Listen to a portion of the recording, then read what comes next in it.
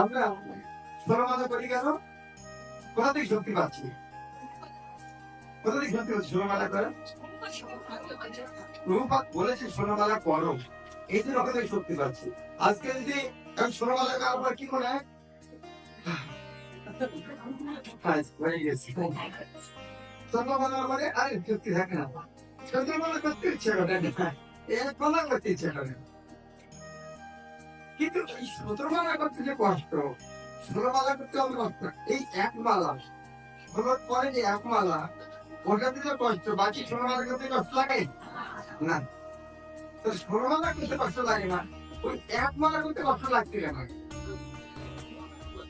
যদি কোনো ১৭ মালা বলে দিতে তার কষ্ট লাগতো, আর যদি আপনি কোনো ১২ মালা বলে যেতে আগে হঠাৎ তখন ১৩ মালাতে কষ্ট থাকতো, ওই ১২ মালা পরে আমাদের শক্তি শেষ। তাহলে আগে আমি ১৬ মালা করতে পারছি কেন? প্রভুপাদ বলে গেছেন তার ভিতরে শক্তি আছে।